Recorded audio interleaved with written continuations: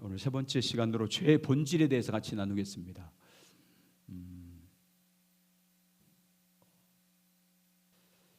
성경이 말하는 죄의 본질에 대해서 함께 나누겠습니다.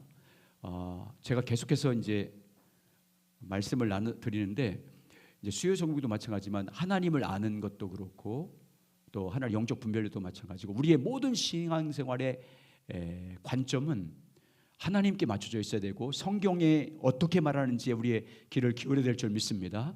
성경이 뭐라고 말씀하시는지, 성경을 통해서 하나님께서 어떻게 말씀하는지에 관심을 가져야 됩니다. 그래서 오늘 죄의 본질도 마찬가지입니다. 하나님의 관점에서 죄를 뭐라고 하는지, 죄의 성격, 죄의 본질에 대해서 같이 나누려고 합니다. 죄의 본질이 무엇인지를 알려면 지난주 2시간 동안에 걸쳐 알았던 것처럼 인간을 창조하신 하나님의 의도가 뭔지를 알아야 됩니다. 인간을 창조하신 하나님의 목적이 뭔지를 알아야 됩니다. 지난주까지 4가지 같이 나눴습니다. 그 죄의 본질과 연결되어 있습니다. 지난주에 우리가 나눴던 것, 하나님께서 인간을 창조하신 첫 번째 목적은 하나님과 친밀히 교제하는 가족으로 창조했다고 말씀드렸습니다. 그래서 우리에게 생기를 불어넣어서 생명이 되게 했습니다. 다시 말하면 인격체, 하나님의 인격을 가진 존재가 만들었습니다. 네페시 하야란 말인데 인격체란 말입니다. 인격을 가진 존재로 만들었습니다. 인격을 가진 존재로 하나님과 호흡할 수 있는 가족으로. 지금도 구원받으면 하나님을 뭐라고 불러요? 아버지라고 부릅니다. 아버지라고 불러요. 가족이 되는 거예요. 자녀들, 하나님 아버지, 우리는 가족이 되는 것입니다. 그 첫 번째 우리 인간을 창조하신 하나님의 의도와 목적이고, 두 번째는 하나님께서 우리를 하나님의 목적을 이 땅에 이루기 위한 하나님의 동역자로 만들었습니다. 따라서 하시죠. 하나님은 나를 만드시되 하나님의 뜻을 위한 동역자로 만드셨습니다.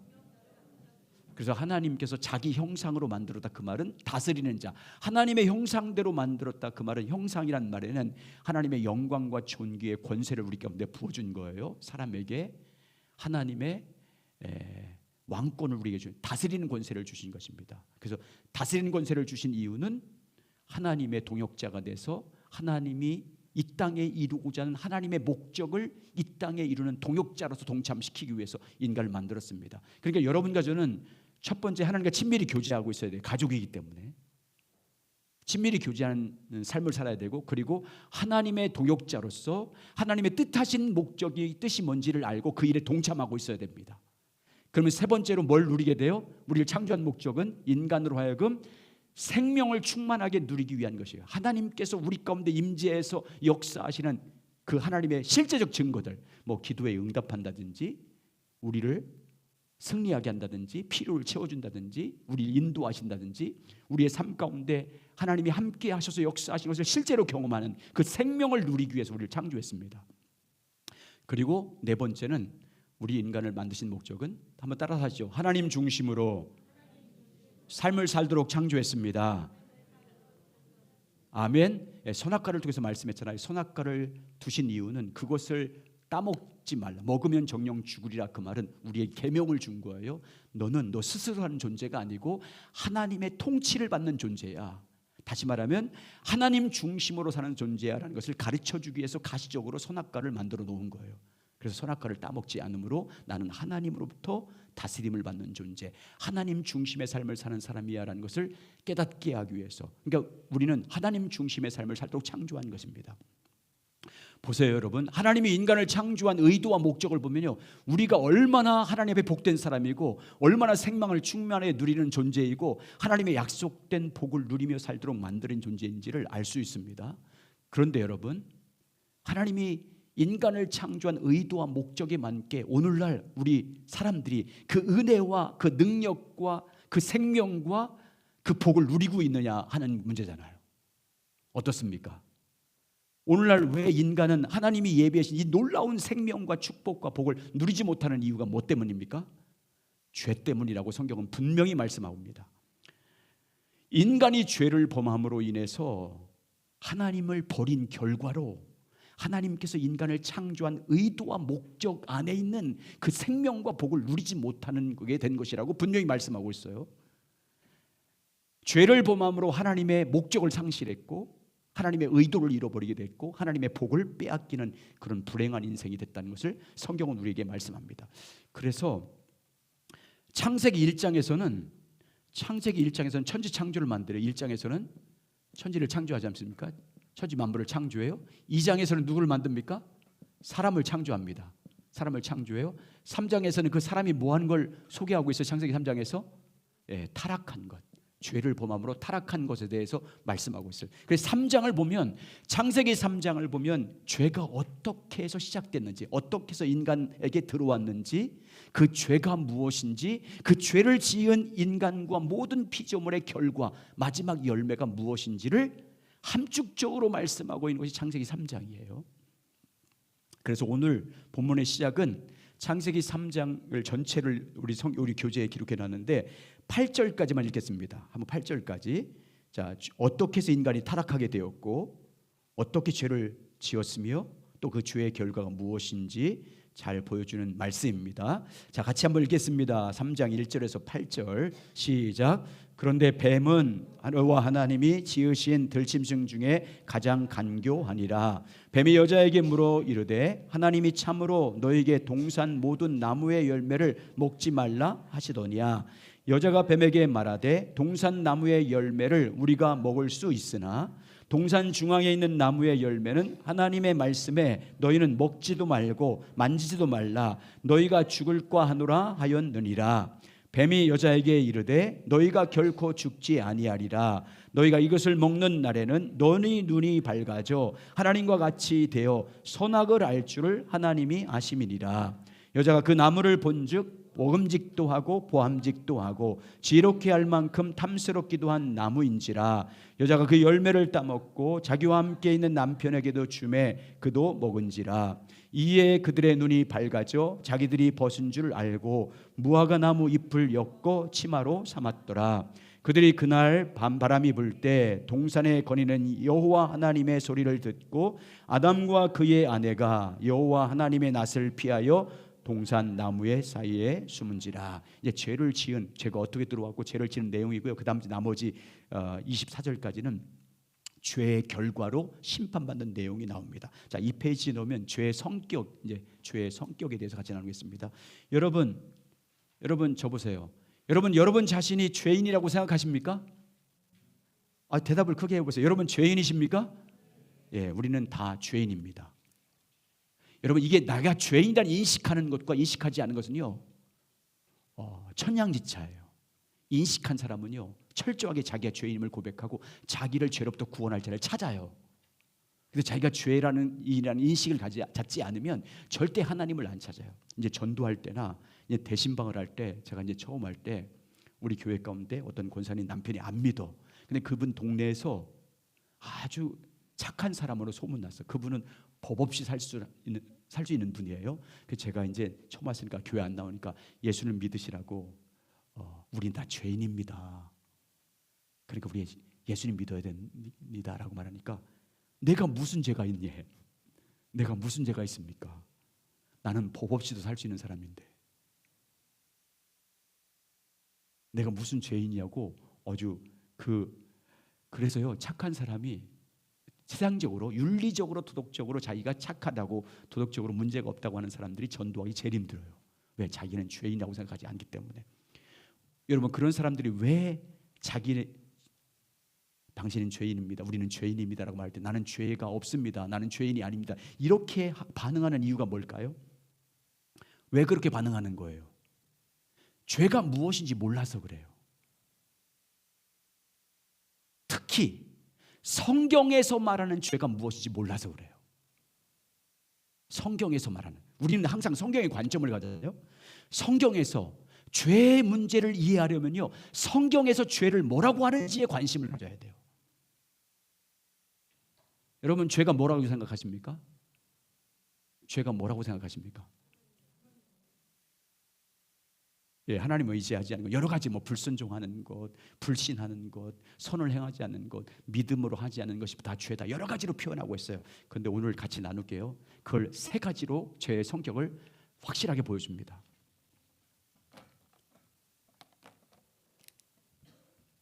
죄의 본질이에요. 죄의 성격이에요. 첫 번째, 불법을 죄라고 말해요. 불법을.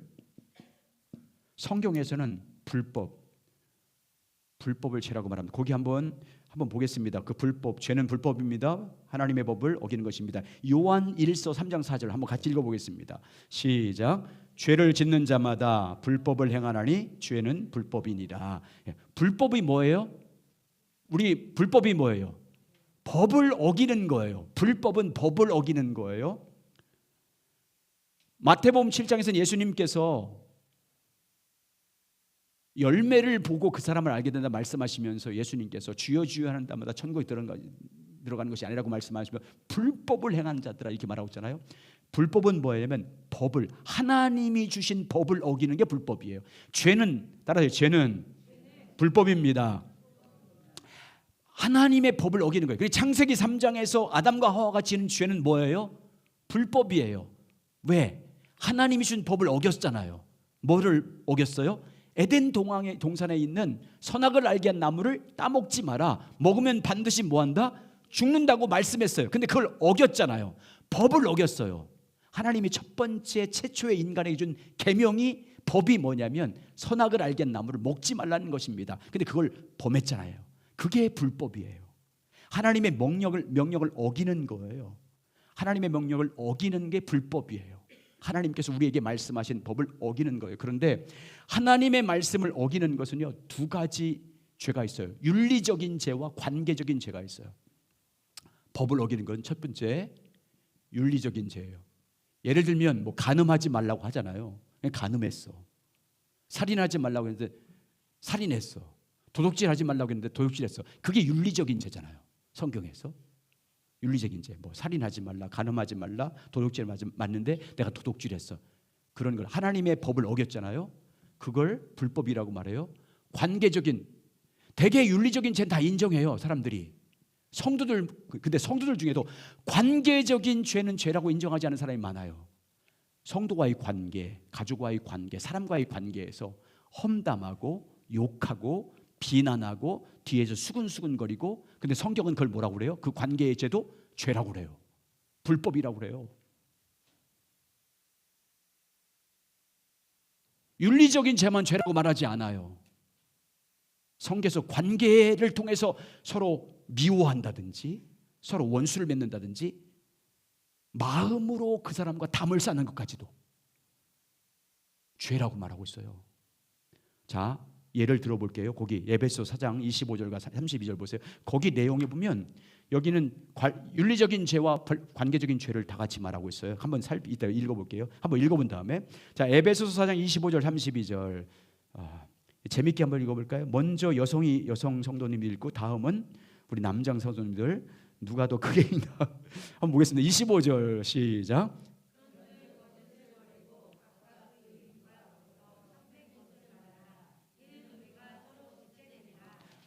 분을 내어도 죄를 짓지 말며 해가 지도록 분을 품지 말고, 도둑질한 자는 다시 도둑질하지 말고 돌이켜 가난한 자에게 구제할 수 있도록 자기 손으로 수고하여 선한 일을 하라.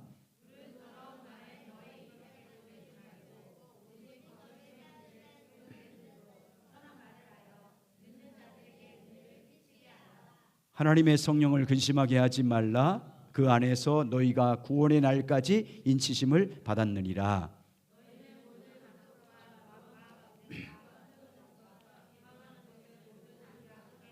같이 읽겠습니다. 시작. 서로 친절하게 하며 불쌍히 여기며 서로 용서하기를 하나님이 그리스도 안에서 너희를 용서하심과 같이 하라. 살인, 간음과 같은 윤리적인 죄를 말하는 것 몇 가지 있어요. 뭐 있어요? 28절에 뭐 있어요? 도둑질하는 자. 또 31절에 처음 시작할 때 모든 악독, 모든 악의, 이런 것들을 이제 윤리적인 죄라고 말합니다. 근데 남을 미워하는 것 같은 관계적인 죄의 목록이 나와요. 뭐가 있어요? 26절 뭘 내지 말래요? 분을 내어도. 또 29절 또 어떤 더러운 말 하는 것. 31절 모든 악독과 그 다음에 노함, 분냄, 떠드는 것, 비방하는 것. 여러분, 도둑질하고 살인하는 것만 불법을 행한 것이라고 말하지 않아요. 죄라고 말하지 않습니다. 성경에서는 사람들과의 관계에서 나오는 죄 모든 것도 불법이라고 말합니다. 한번 그 밑에 한번 읽어볼게요. 같이 읽어보겠습니다. 도둑질부터 시작. 도둑질, 악독, 악의 등과 같은 모든 불법이 다 죄입니다. 이런 성격의 죄들은 윤리적인 죄라고 부릅니다. 그러나 성경에는 사람들과의 관계에서 나오는 죄도 불법이라고 말합니다.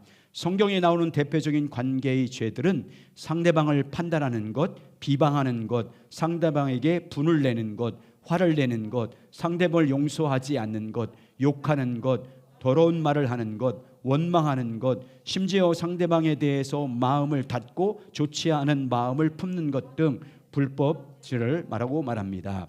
살인과 같은 어떤 윤리적인 죄 못지않게 심각한 죄라고 말합니다. 예. 그러면 여러분, 자신의 죄를 어떻게 분간할 수 있어요? 자기가 죄인인 것과 자기 죄를 어떻게 깨달을 수 있습니까? 여러분, 어떻게 죄를 깨달아요? 예, 그래요. 법을 알아야, 우리가 법을 알아야 죄가 무엇인지 알게 되고요, 법을 알아야 죄인인 것을 알게 돼요. 여러분, 우리나라에 대한민국에 법이 있어요. 헌법이 있습니다. 우리나라에 법이 있어요. 그 법을 알아야 죄가 뭔지 알아요. 그렇죠? 법을 알아야 내가 법을 어겼을 때 내가 뭐라는 걸 알아요? 죄를 범했다는 것을 알아요. 법을 모르면 죄를 짓고도 죄를 뻔히 행하면서도 그게 죄인지 몰라요. 법을 모르면. 자기가 죄를 범하고 있고 죄인인데도 불구하고 전혀 법을 모르면요, 자기가 죄를 짓는 것이 죄인지도 모르고요, 자기가 죄인인 것도 몰라요. 그러나 여러분, 자기가 모른다고 할지라도 그 법을 어기면 죄인이에요, 죄인이 아니에요? 죄인이에요. 하나님 앞에도 마찬가지예요. 하나님 나라도요, 법이 있어요. 우리에게 법을 줬어요. 법으로 뭘 줬어요? 율법을 줬어요. 말씀을 주셨어요. 이 법을 알아야 우리의 행동이 불법인지 우리의 행동이 옳은지를 알 수 있어요. 하나님이 법으로 준 이 하나님의 법을 모르면 죄를 지면서도 죄인인지 몰라요. 죄를 범하면서 그게 죄인지도 모른다니까요. 그렇다고 해서 자기는 나는 모르면서 죄를 졌으니까 하나님이 긍휼히 여겨줄 거야. 그렇지 않아요. 법을 모른다고 할지라도 법을 모르기 때문에 죄를 범한 것도요, 주님 앞에서 무지 중에 죄는 죄라고 해서 하나님께 심판을 받습니다. 여러분, 법을 모르면은 죄가 무엇인지 몰라요. 그래서 우리에게 하나님께서 뭘 주셨어요? 율법을 준 거예요. 율법을 준 목적이 뭐예요? 4가지가 있어요. 율법을 준 목적이 뭐예요? 하나님의 말씀을 법으로 준 목적이 뭐예요? 4가지. 첫 번째, 죄가 무엇인지 깨닫게 하기 위해서요. 죄가 무엇인지. 율법을 주신 이유는요, 죄가 무엇인지 알게 하기 위해서요.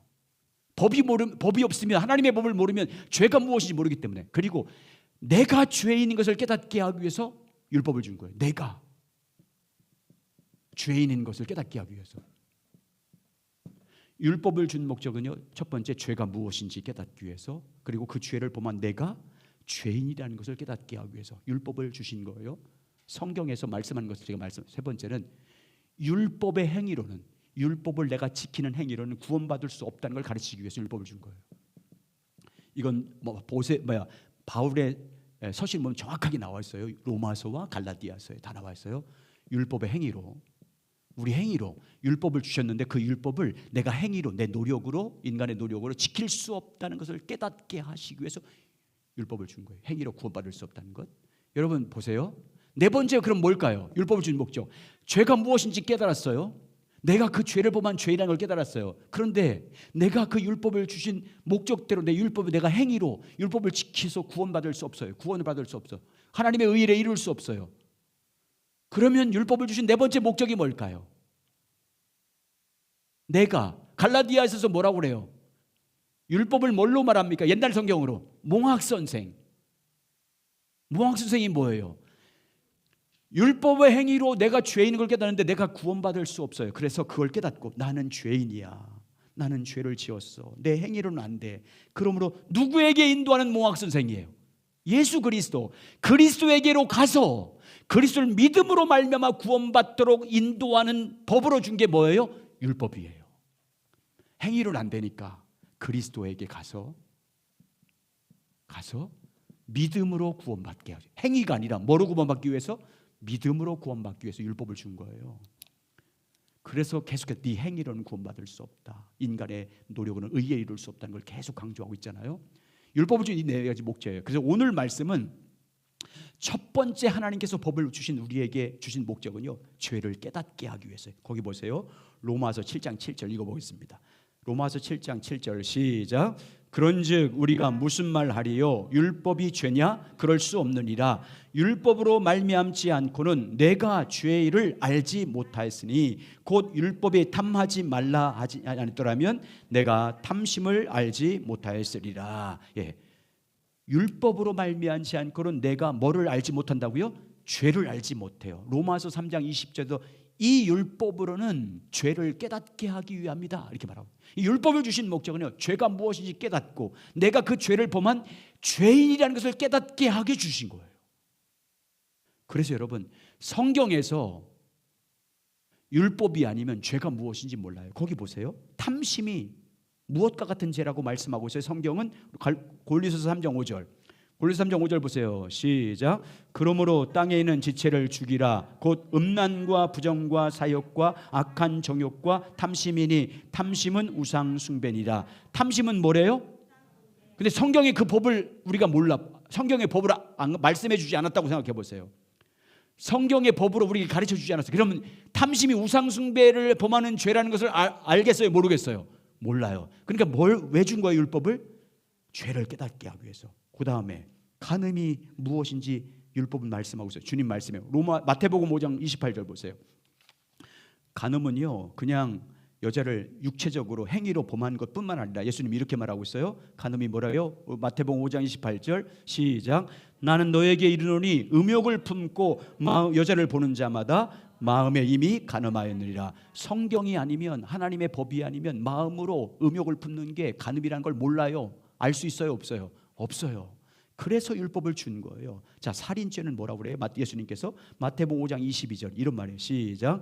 나는 너에게 이르노니 형제에게 노하는 자마다 심판을 받게 되고 형제에 대하여 라가라는 자는 공회에 잡혀가게 되고 미련놈이라는 자는 지옥불에 들어가게 되리라. 형제에게 노하는 자, 화내는 자, 형제 자매에게 화내고 성내는 사람은 심판을 받게 된대요. 형제에게 라가, 미친놈, 얼간이 이렇게 욕하는 사람은 뭐 한대요? 공회로 잡혀간대요.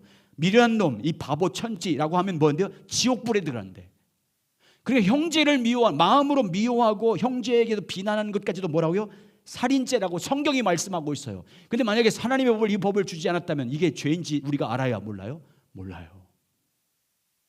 여러분, 하나님의 법은 우리로 하여금 죄가 무엇인지 깨닫게 하게 주신 거예요. 죄가 무엇인지 알고 그 죄에 대해서 경계하고 죄인 것을 깨닫고 회개하기 위해 주신 거예요. 그래서 성경을 뭐라고 합니까? 거울이라고 그래요. 성경을 다른 말로 뭐라고 말합니까? 빛이라고 말해요. 그래서요, 하나님의 말씀에, 그래서 죄를 알려면 그냥 세상에서 윤리적으로 도덕적으로 말하는 그런 기준이 아니라 성경에서 뭐를 죄라고 보는지를 봐야 돼요. 성경에 비춰지면요, 세상 윤리적으로는 죄인이 아니에요. 도덕적으로 볼 때는 죄인이 아니에요. 선한 사람일 수도 있어요. 근데 성경 앞에 서면 자기 죄가 보여요. 성경 앞에 서면 죄가 보인다는 게 내 내면에, 아니 겉으로 행위로는 죄를 범하지 않을 수도 있어요. 착해 보일 수도 있어요. 그런데 내 내면 속에서 일어나는 음욕이라든지 미움이라든지 이런 것 앞에 서면 내가 내 죄를 알게 돼요. 그래서 우리로 하여금 죄가 무엇인지를 깨닫게 하기 위해서, 내가 하나님 앞에 불법을 행하는, 하나님의 법을 어기는 죄인이라는 것을 깨닫게 하기 위해서 하나님의 법을 주신 거예요. 자, 5페이지 한번 처음 윗부분부터 한번 읽어보겠습니다. 같이 읽겠습니다. 시작. 하나님의 말씀의 법의 거울에 우리의 행동을 비춰볼 때 우리의 행동이 옳은 것인지 아니면 죄인인지를 알 수 있습니다. 하나님 말씀에 의하면 탐심이 하나님께서 가장 미워하시는 죄 중 하나인 우상 숭배고, 여자 남자를 볼 때 음욕을 품고 보는 것이 간음죄이고, 형제와 이웃을 미워하는 것이 살인죄와 같다고 말씀하고 있습니다. 그러나 자기는 법이 없어도 살 수 있는 사람이라고 큰 소리치는 사람도 하나님 말씀 앞에 비추어 보면 하나님 앞에서 자기가 얼마나 큰 죄인지를 깨닫게 됩니다. 하나님의 말씀의 빛과 거울 앞에 서면 자기의 죄가 무엇인지 깨닫게 되고 자기의 삶의 모든 부분이 얼마나 죄로 가득 차 있는가를 발견하게 됩니다. 하나님 말씀 앞에 죄가 없다고 할 자가 없음을 발견합니다. 하나님 말씀 앞에 서면 자신이 하나님 앞에 얼마나 큰 죄인지를 깨닫고 회개하게 됩니다. 여러분, 하나님 말씀 앞에 자기 죄가 보여야 돼요. 아멘. 자기가 얼마나 큰 죄인지 깨달아야, 그래야 철저하게 주님 앞에 엎드려요. 십자가를 붙잡아요. 여러분, 우리는요, 일반적으로 생각하는 세상 기준으로 보면요, 자기 죄가 안 보여. 말씀의 빛 앞에 비춰봐야 돼요. 여러분, 말씀의 빛이 비치면 내 뼛속까지 있는 죄까지 보여요. 깨달아져요. 여러분, 제가 신학교 1학년 때 저 지금 부천에 있는 소사동에서, 그때는 부천에 저쪽 소사 옆에 경신 아파트만 15층, 그때 유일하게 경신 아파트만 15층 건물을 된 아파트였어요. 그때 이제 제가 거기서 세차 알바를 했어요. 그때 제가 어디 살았냐면 지하, 아주 깊은 지하에 살았어요. 문을 닫으면 지하에 방이 있는데 한 7가구 살아요. 그 지하 세를 넣고 사는 거예요. 싸서 거기 들어왔어요. 딱 문을 끄면 캄캄해요. 아주 캄캄, 아무것도 안 보여요. 그래서 이제 신학교 이제 갔다 끝나고 들어오면 한 10시쯤 돼요. 들어와서 딱 캄캄한 그 지하로 내려가가지고 방문 쪽문을 딱 물고 딱 들어가요. 방도 딱 혼자 잘 수 있고, 책장 딱 있고, 화장실도 공동 화장실 나와야 돼. 겨울엔 너무 힘들어서. 그때 불을 딱 켜잖아요. 그때 불을 딱 켜는 순간 바퀴벌레가 쫙 도망. 바퀴벌레고 같이 살았는데 아무 일 없어. 너무 하나님의 은혜였어요. 여러분, 어둠 때는 몰라요. 어두울 때는 아무것도 안 보여. 빛이 딱 서면 신랄하게 보여요. 말씀의 빛 앞에 서야 돼요. 성령님이 말씀의 빛으로 딱 비춰주면 정말 제가 뼛속까지 있는 죄가 보이는 거예요. 깨달아지는 거예요. 성격 속에 뿌리 박고 있는 죄의 뿌리가 보이는 거예요. 여러분, 성경은요, 우리의 죄를 깨닫게 하는 거예요. 여러분, 자기가 죄를 깨달으면 깨달을수록 그게 복이고 은혜예요. 왜? 십자가가 얼마나 큰 사랑인지 깨닫거든요. 용서하신 십자가의 보혈의 능력이 얼마나 큰 건지 깨달아지거든요. 그 은혜가 커져요. 그래서 주님은 죄가 더한 곳에 은혜가 많다고 한 것은요, 죄를 많이 범하면 은혜를 더 준다, 그런 말이 아니고, 자기 죄가 보이면 보일수록, 말씀의 빛 앞에 보이면 보일수록 은혜예요. 왜? 십자가를 붙거든요. 내 행위로 안 되니까. 두 번째, 성경은 뭐를 죄라고 말하냐면 자기 중심적, 지난주에 나눴죠. 하나님 중심적 삶의 반대가 자기 중심적 삶이 죄라고 그래요. 성경은 철저하게 죄의 시작은요, 자기 중심적 삶으로부터 모든 죄가 시작돼요. 자기 중심적 삶을 사는 것이 죄라고 분명히 말씀하고 있어요. 여러분, 지난주에 가르쳐 나눴죠. 인간을 창조할 때 하나님께서 에덴 중앙에 선악을 알게 한 나무를 만들어 놨다고 했어요. 왜 만들었다고 했어요? 너는 무슨 존재라고요? 하나님 중심으로 사는 존재라는 걸 깨닫게 하기 위해서 에덴 동산에 다 임의로 먹을 수 있지만, 다 마음껏 누릴 수 있지만, 한 가지 법을 줬어요. 이건 하지 마라. 그걸 통해서 선악을 알게 한 나무를 먹지 마라. 이 계명을 준 이유가 뭐예요? 너는 네 마음대로 사는 존재가 아니야. 너는 항상 내 중심으로 살아야 돼. 하나님 중심으로 살아야 돼. 내게 와서 묻고 나의 인도함을 받아 살아야 되고, 내가 주는 자원으로 살아야 되고, 내가 너의 목적이 돼야 되고, 내 길을 가는 존재야라는 것을 가르쳐 주기 위해서 에덴 동산 중앙에 선악을 알게 한 나무를 주신 거예요. 죄는 뭐냐? 하나님 중심의 삶을 버리는 거예요. 하나님 중심의 삶을 버리고 자기가 중심인 삶을 살아가는 거예요. 자기가 자기 하나님 돼서 사는 거예요. 자기가 자기 하나님이 되는 거예요. 하나님이 창조하신 목적인 하나님 중심을 버리고 자기가 중심적인 삶을 사는 게 죄의 본질이에요, 여러분. 타락의 본질이에요. 불법이에요. 죄는 불법이고요. 죄는 불법이고요. 죄는 하나님의 법을 어기는 거예요. 근데 여러분 보세요. 모든 죄를 범하는 불법의 시작은 뭐냐? 자기 중심적인 삶을 살기 때문에 죄를 범하는 거예요.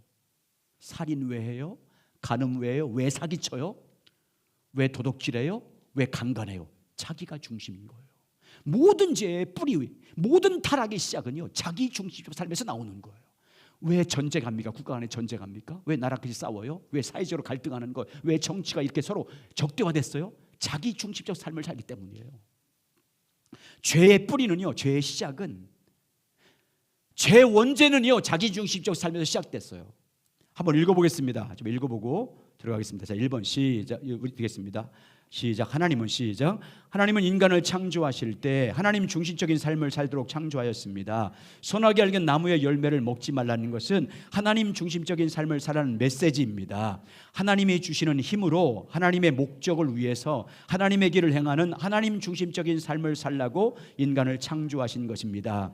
죄는 하나님 중심적인 삶을 버리는 것입니다.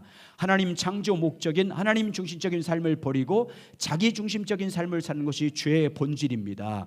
죄는 불법입니다. 죄는 하나님의 법을 어기는 것입니다. 하나님의 법을 어기는 죄의 근본적인 핵심은 자기 중심적 삶을 사는 것입니다. 하나님의 법을 어기는 죄는 자기 중심적 삶에서 나오는 것입니다. 죄의 뿌리 원죄는 자기 중심적 삶을 사는 것입니다. 그러면 여러분, 자, 왜 자기 중심적 삶이 죄의 뿌리고 원죄냐면, 죄의 시작은 누가 시작했어요? 죄의 시작이 뭐예요? 사단이에요. 자기 중심적 삶을 시작한 존재의 시작은요, 사단이 시작했어요. 거기 보세요. 이사야 14장 보세요. 사단부터 시작됐어요. 원죄는. 자, 보세요. 사단이 타락하는 계명성은 라틴어로 루시퍼예요. 사탄이란 말이에요. 가장 아름답게 창조했지만 타락한 존재인 거예요. 자, 12절부터 15절까지 있습니다. 시작. 너 아침의 아들 계명성이여 어찌 그리 하늘에 떨어졌으며 너 열국을 엎은 자여 어찌 그리 땅에 찍혔는고 내가 내 마음에 이르기를 내가 하늘에 올라 하나님의 뭇별 위에 내 자를 높이리라. 내가 북극 지폐 산 위에 앉으리라. 가장 높은 구름에 올라가 지극히 높은 이와 같아지리라 하는도다. 그러나 이제 내가 수월 곧 구덩이 맨 밑에 떨어짐이 당하리로다. 여러분, 루시퍼 계명성은요, 라틴어 원어 성경이면 루시퍼로 되어 있어요. 사탄이에요. 여러분, 사탄은 누구처럼 되기를 원했다고 말씀하고 있어요. 누구처럼, 14절에 누구처럼 같이 되기를 원했어요? 지극히 높으신 이가 누구예요? 하나님과 같이 되리라. 하나님의 자리에 내가 오르리라. 이런 마음을 가졌어요. 여러분, 지극히 높으신 하나님의 자리에 오른다는 의미가 뭐예요? 자기가 하나님과 동등되기를 원하는 거예요. 하나님의 주권적인 통치를 받기 싫은 거예요. 다시 말하면 누구 중심으로 살고, 누구 중심의 삶을 떠나고 싶은 거예요? 하나님 중심의 삶을 떠나서 자기가 중심인, 자기가 자기의 하나님이 되기를 원한 거예요. 자기가 자기 하나님. 여러분, 자기가 자기 하나님 되는 게 뭐예요? 자기 마음대로 사는 거예요. 자기 하고 싶은 데 사는 게 그게 자기 중심의 삶이고요. 자기가 하나님 되는 거예요. 이 사단은요, 자기가 하나님 되기를 원했어요. 자기의 하나님이 자기가 되기를 원했어요. 여러분, 타락의 시작은 바로 자기 중심적 삶부터 시작된 거예요. 사단부터. 그래서 여러분, 하나님같이 높아지려고 자기 중심적 삶을 살려고 시도했던 사단에게 주어진 결과가 뭐예요? 15절 보세요. 15절 다시 읽겠습니다. 15절 시작. 그러나 이제 내가 수월 곧 구덩이 맨 밑에 떨어짐을 당하리로다. 둘째 사망에 넌 떨어지게 된다. 그 말이에요. 결과로. 자기 중심적 삶의 결과예요. 마지막 모습이에요. 자, 그 다음 장 읽어보면 됩니다. 자, 그 다음 장 6페이지 보겠습니다. 자, 계명성이란 말은 시작. 계명성이라는 단어는 라틴어 번역은 루시퍼입니다. 계명성이라 번역된 히브리 단어의 의미는 빛을 발하는 자란 말입니다. 이 단어는 사탄을 타락하기 전 천사장으로서 누렸던 찬란함을 보여줍니다. 그러나 그는 하나님의 가장 훌륭한 피조물 중에 하나였음에도 불구하고 하나님의 주권적인 통치 아래 하나님 중심적인 삶을 사는 것에 만족하지 못했습니다. 그의 피조물보다 높아져 하나님과 동등하게 되기를 추구했습니다. 하나님의 주권적인 통치를 벗어나서 자기 스스로 하나님이 되기를 선택했습니다. 이것은 하나님 중심의 삶에서 자기 중심적 삶으로 전환하기를 원했던 것입니다. 여러분, 이것이 죄의 시작이에요. 타락의 시작이에요. 원죄의 시작이에요. 자기 중심적 삶이요, 타락의 본질이에요. 여러분, 죄의 본질은 뭐냐? 자기 중심적 삶을 사는 거예요. 결과 뭐예요? 그래서 자기 중심적 삶의 결과가 뭐예요? 마지막 사망이에요. 영원한 멸망. 자, 여러분, 사탄이 자기 중심으로 삶을 사는 죄의 본질을 시작해서 타락했잖아요. 자, 사탄이 그러면 와서 타락해서 인간을 유혹할 때도 보세요. 어떻게 유혹해요? 자기가 똑같이 유혹해요. 너도 하나님같이 될 수 있다. 그 말은 뭐예요? 네가 하나님 돼서 살 수 있다. 네가 중심의 삶을 살 수 있다. 이렇게 유혹해요. 인간의 타락은요, 사탄도 시작된 거예요. 사탄에게서 나왔어요. 사탄의 미혹을 받아서 타락함으로 말미암아 하나님인 자유의지를 하나님 중심의 삶에서 자기 중심의 삶을 사는 것을 선택했기 때문이에요. 그래서 오늘 본문 보세요. 창세기 3장 1절 6절에 있습니다. 자, 거기에 있습니다. 어떻게 미혹하는지 보세요. 이 타락한 뱀이, 쫓겨난 어수감 가운데 쫓겨난 뱀이 하나님의 형상대로 지은 인간을 유혹하는 내용입니다. 시작. 그런데 뱀은 여호와 하나님이 지으신 들짐승 중에 가장 간교하더라. 뱀이 여자에게서 물어 이르되 하나님이 참으로 너에게 동산 모든 나무의 열매를 먹지 말라 하시더니야. 여자가 뱀에게 말하되 동산 나무의 열매를 우리가 먹을 수 있으나 동산 중앙에 있는 나무의 열매는 하나님의 말씀에 너희는 먹지도 말고 만지지도 말라 너희가 죽일까 하노라 하셨느니라. 뱀이 여자에게 이르되 너희가 결코 죽지 아니하리라. 너희가 그것을 먹는 날에는 너희 눈이 밝아져 하나님과 같이 되어 선악을 알 줄 하나님이 아심이니라.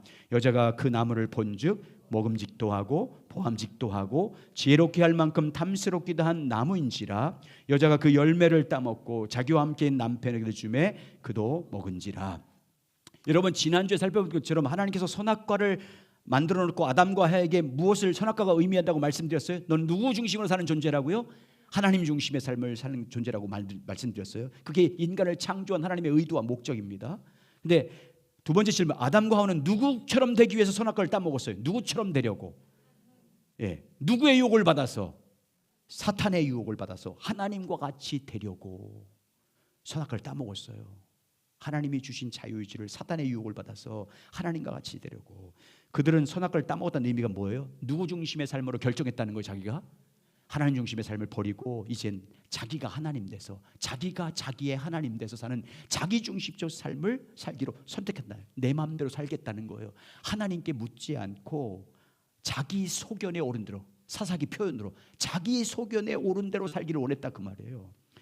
여러분, 여기서 미혹한 뱀의 정체는 뭐예요? 요한계시록 보세요. 뱀의 정체가 뭐냐? 요한계시록 12장 19절 시작. 큰 용이 내쫓기니 옛뱀 곧 마귀라기도 하고 사탄이라고도 하며 온천을 꿰는 자라. 땅에서 내쫓기니 그 사자들도 그와 함께 내쫓기더라. 그의 사자들은 악한 귀신들을 말합니다. 여러분, 타락한 인간은요, 그래서 타락한 인간은 타락한 사단과 함께 영원한 불못에 던져진 게 우리 인간의 운명이에요. 그게 정해진 길이었어요. 자, 그 다음 장 7페이지 보겠습니다. 같이 읽어보겠습니다. 자, 뱀의 정체는 시작. 뱀의 정체는 사단입니다. 그가 아무리 천사장이라 할지라도 피조물인 사탄이 창조주 하나님을 감히 대적할 수 없습니다. 그래서 그는 하나님께서 가족으로 창조하신 인간을 하나님께서 멀리 떼어 자기의 종으로 삼기 위해 인간을 미혹했습니다.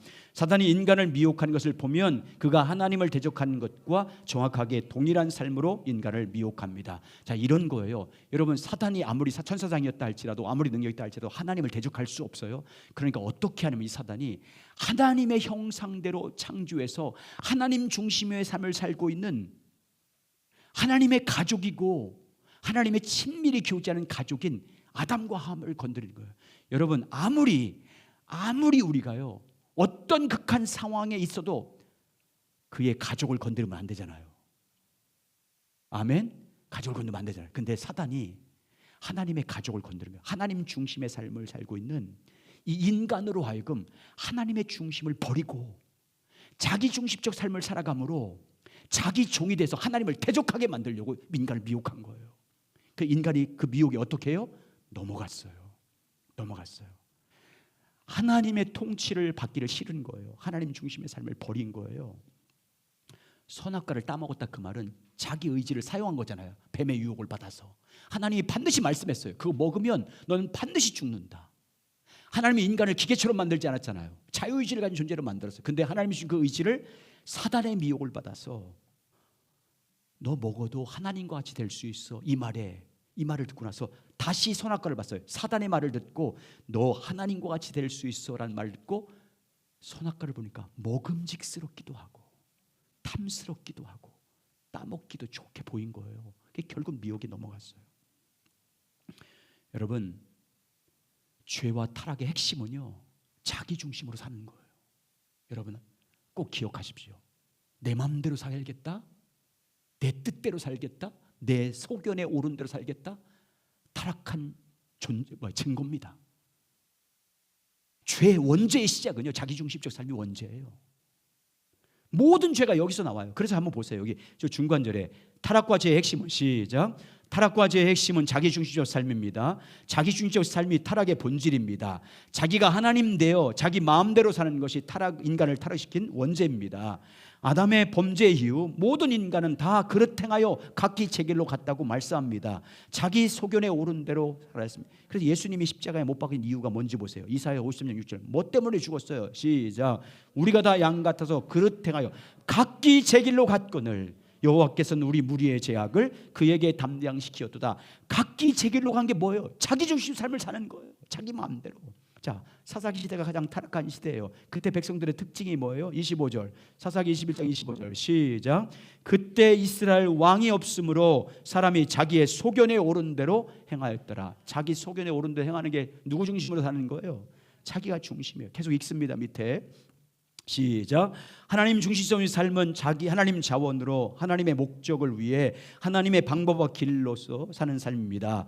자기 중심적 삶은 자기 자원으로 자기의 목적을 위해 자기 방법대로 사는 것입니다. 죄의 본질, 타락의 본질은 자기 중심적 삶을 사는 것입니다. 자기 중심적 삶의 결과는 사망입니다. 그래서 이걸 또 사도 바울은 로마서 8장 6절 7절에 이렇게 말해요. 육신의 생각으로 표현하고 있어요. 자기 중심적 삶을. 시작. 육신의 생각은 사망이요 영의 생각은 생명과 평안이니라. 육신의 생각은 하나님과 원수가 되나니 이는 하나님의 법을 굴복하지 아니할 뿐 아니라 할 수도 없습니다. 뭐가 원수래요? 하나님과 원수되는 게 뭐예요? 육신의 생각, 자기 중심 삶을 사는 거예요. 여러분 보세요. 저 보세요. 그 다음 장 넘어가는데 자기 중심적 삶에서 모든 죄가 나와요. 미워하고 시기하고 질투하고 뒤에서 비난하고 관계적인 죄든지 윤리적인 죄든지 모든 죄의 근원과 뿌리는요, 자기 중심적 삶을 사는 사람들의 열매예요. 여러분 나라 간의 전쟁도 보세요. 얼마나 극한 이기주의에 시작되는 거예요?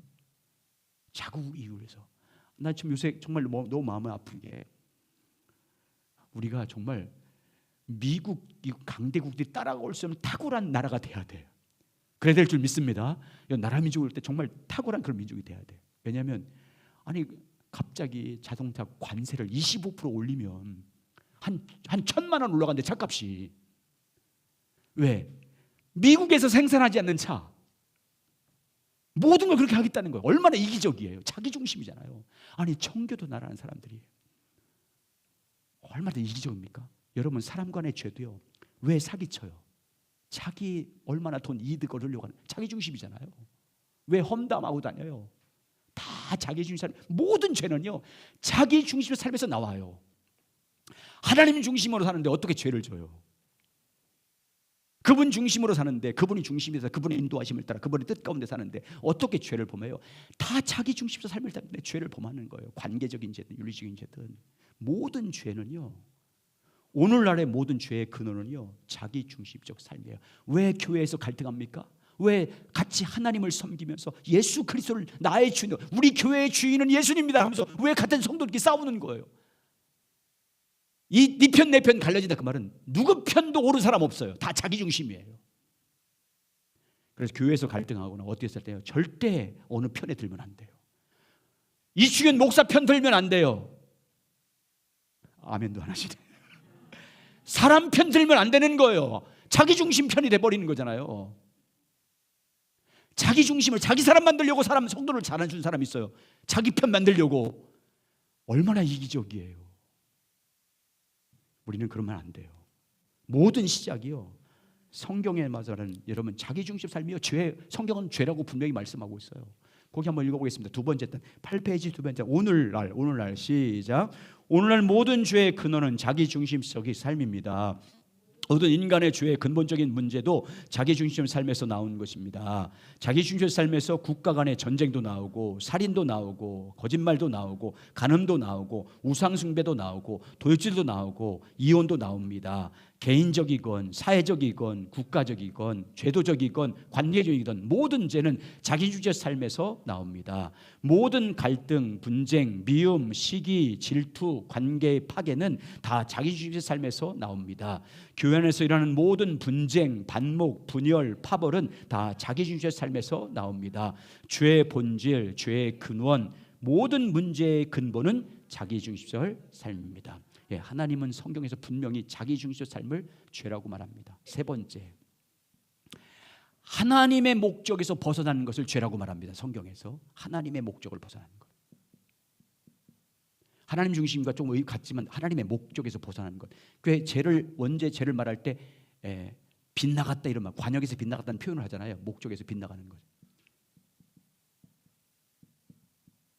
죄라고 말합니다. 세 번째, 거기 성경 에베소 2장 1절 한번 읽어보겠습니다. 에베소 2장 1절 시작. 그는 허물과 죄로 죽었던 너희를 살리셨도다. 허물은 문자적으로 정로, 바른 길에서 떨어지는 것을 말해요. 허물은 부주의로 인해서 마땅히 그 길 갔는데 부주의로 인해서 진리라든지 어떤 하나님이 정해진 길이 있는데 그 길에서 떨어졌거나 잘못된 경향성을 말해서 허물이라고 말합니다. 죄는 뭐라고 말해요? 관역에서 빗나갔다. 원어의 뜻이 그래요. 관역이 뭐예요? 하나님의 목적이에요. 하나님의 목적에서 빗나간 것을 말해서 죄라고 말합니다. 여러분, 우리가 이제 양궁 우리 보면 알잖아요. 양궁 하잖아요. 올림픽 선수가 양궁을 열심히 연구해서 올림픽 대회에 나갔어요. 근데 관역에서 다 쐈는데 우리나라는 세계에서 모든 양궁을 금메달 다 따잖아요. 근데 올림픽에서 쐈더니 다 빗나갔어. 그러면 지금까지 훈련한 게 헛된 거잖아요. 우리가 교회가 아무리 부흥하고 사람이 많이 모이고 교회를 많이 건축해서 훌륭한 프로그램으로 선교도 하고 또 구제도 많이 하고 봉사도 많이 한다 할지라도 하나님의 목적에 빗나갔으면 그 교회는 잘못된 교회인 거예요. 개인도 열심히 봉사해요. 열심히 섬겨요. 열심히 교회에서 봉사 헌신해요. 근데 그 사람을 향한 하나님의 목적이 빗나갔으면 그 사람은 잘못된 거예요. 죄를 범한 거예요. 여러분 보세요. 마태복음 7장을 비유해서 말씀할게요. 예수님께서 이렇게 말해요. 나는 주의 이름으로 귀신을 쫓아냈습니다. 주의 이름으로 권능을 행했습니다. 주의 이름으로 선지자 노릇, 목사 노릇했습니다. 근데 주님께서 뭐라고 그래요? 불법을 행한 자들아, 내게서 떠나가라. 나는 너를 도무지 알지 못한다. 이렇게 말씀하세요. 그 불법이 하나님의 뜻대로 행하지 않은 자들을 불법이라고 말해요. 그러니까 여러분 교회에서 열심히 봉사하고 열심히 충성하는 게 잘하는 게 아니라 하나님의 목적에 맞춰서 해야 되는 거예요. 목적에서 빗나가면 죄라고 말씀하고 있어요. 성경에서. 목적에서 빗나가는 것. 그 다음 장 넘겨보세요. 9페이지. 그러면 하나님께서 우리 인간에게 준 관역이 뭐예요? 하나님께서 인간에게 제시한 하나님의 목적, 하나님이 원하신 생명의 길이 뭔지, 이거 신명기 30장 말씀 계속 몇 번 반복하잖아요. 여러분 이 신명기 30장 15절부터 20절까지 말씀은 너무너무 중요한 말씀이에요. 하나님이 인간에게 제시한 하나님의 목적, 하나님의 관역을 우리에게 소개하고 있어요. 먼저 신명기 30장 15절부터 16절 있습니다. 시작. 보라, 내가 오늘 생명과 복과 상명과 화를 내 앞에 두었나니 곧 내가 오늘 내게 명령하여 내 하나님 여호와를 사랑하고 그 모든 길로 행하며 그의 명령과 규례와 법도를 지키라 하는 것이라. 그리하면 내가 생존하며 번성할 것이요 또 내 하나님 여호와께서 내가 가서 차지할 땅에서 내가 복을 주실 것임이니라. 자, 신명기 30장 19절 20절 시작.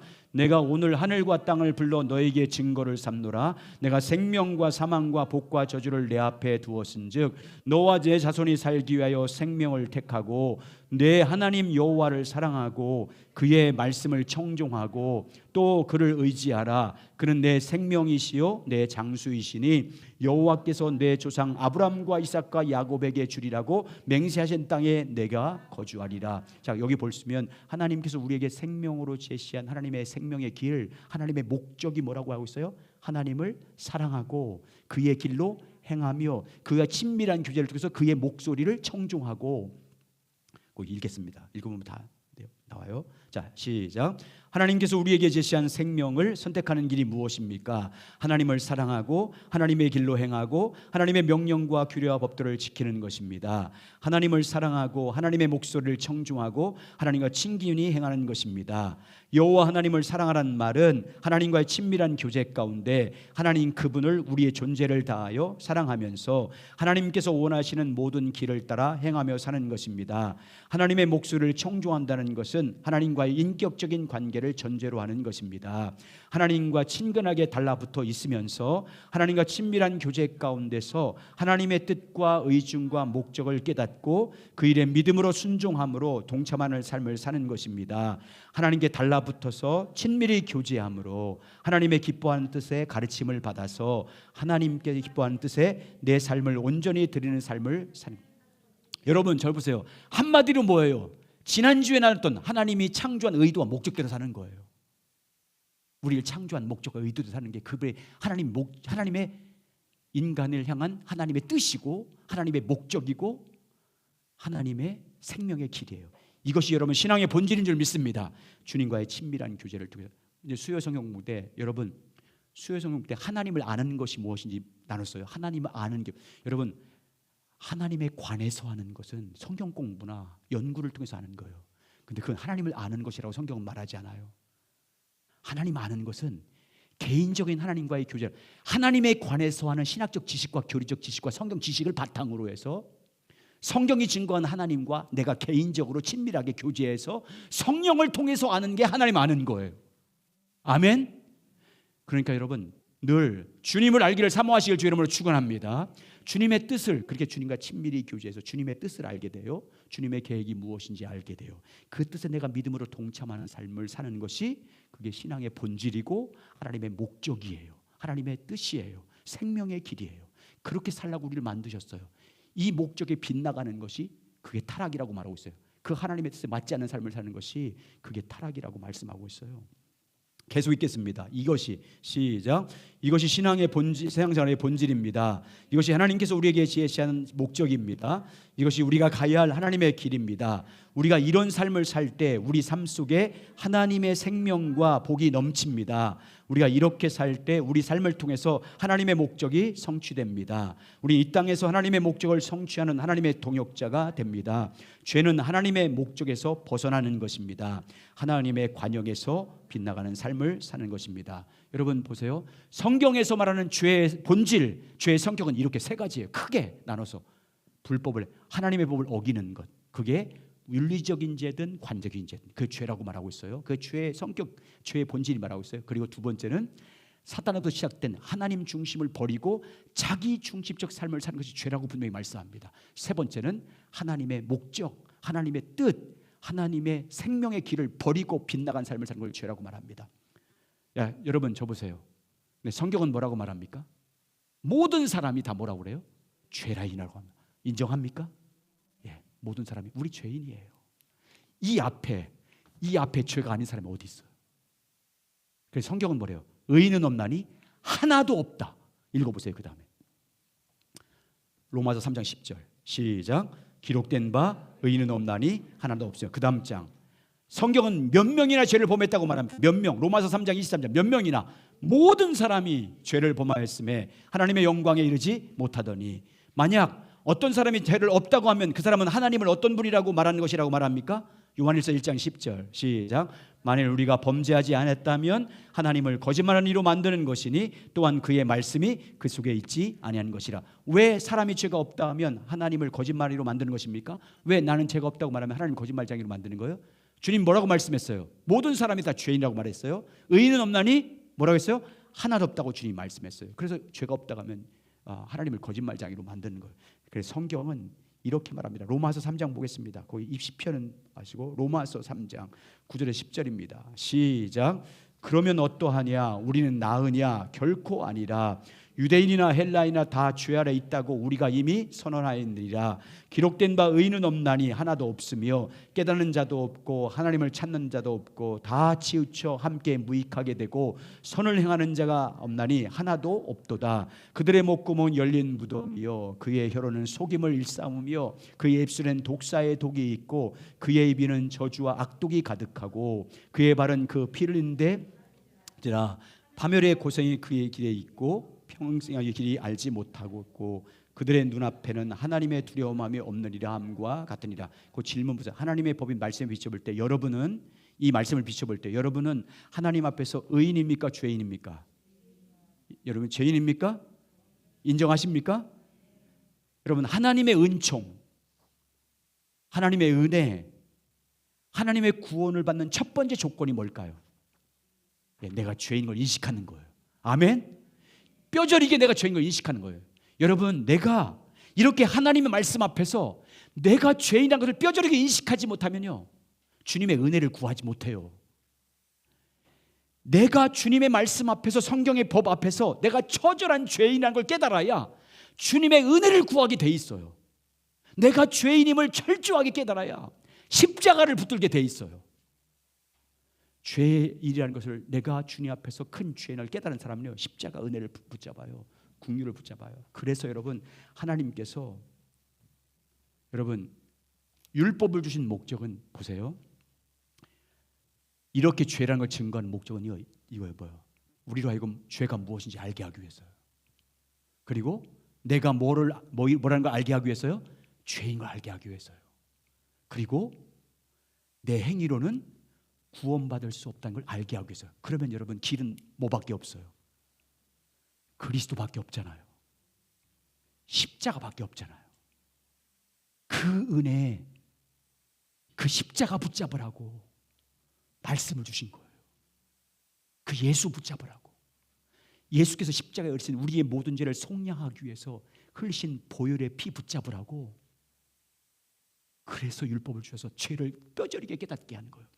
그래서 여러분 아직까지도 실존적으로 내가 죄인 것을 안 느껴지면요 성령님께 구해야 돼요. 내 죄를 깨닫게 해주십시오. 처절하게 내가요 내 죄를 보게 되면요 남을 비판할 수 없어요. 남의 죄를 정죄할 수 없어요. 내 죄가 얼마나 커 보이는데, 얼마나 큰 죄인인데. 그래서 여러분 성령을 통해서 하나님의 말씀의 빛이 여러분 가운데 비춰지고 저에게 비춰져서 내가 죄인 것을 깨닫는 자가 되시길 주의 이름으로 축원합니다. 죄가 무엇인지 알아야 돼요. 그래서 삶의 순간순간마다 여러분 생활할 때, 가정에서 생활할 때, 직장에서 사업장에서 생활할 때 그 현장에서 수많은 일들이 일어나잖아요. 그 순간순간마다 여러분이 행하는 행위가 내가 죄 가운데 행하고 있지 않은지 자기를 봐야 돼요.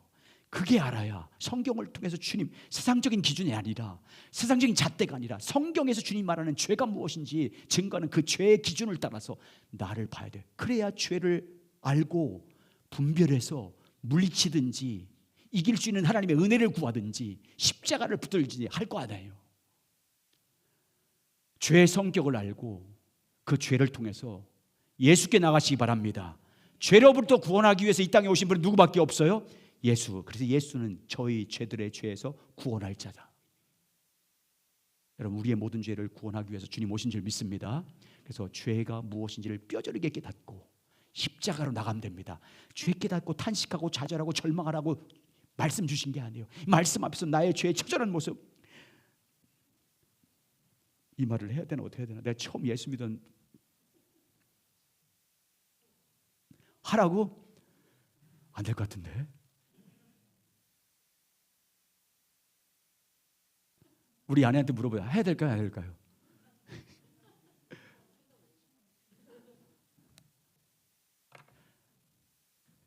제가 신학교 다닐 때 성기를 자른 사람이 있었어요. 음욕이 안 끊어진다고. 음욕이 자기야. 근데 그게 우리 죄의 본성이잖아요. 나도 그래 볼까? 이게 안 없어지는 거예요. 이게 그 왕성할 때. 뭐 지금도 마찬가지예요. 여러분 죄 앞에 여러분 넘어지고 안 넘어지는요 순간이에요. 그래서 저는 주님 앞에 은혜를 구하는 거예요. 십자가만 붙잡은 거예요. 언제든지 넘어질 수 있어요. 연약해요 우리는. 그래서 여러분 죄를 깨달으면 처절하게 나는 십자가밖에 없다. 아멘.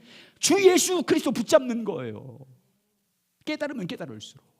그러면 하나님이 은혜 주어서 이기게 할 줄 믿습니다. 이기게 하시는 거예요. 성화시켜 주시는 거예요. 넉넉히 감당하게 하시는 거예요. 여러분 세상에 수많은 죄들이 여러분에게 미혹하고 있잖아요. 십자가 붙잡아 주시기 바랍니다. 죄를 알게 하는 건요 십자가로 나가라는 거예요. 십자가 예수로 나가라. 예수밖에 없다.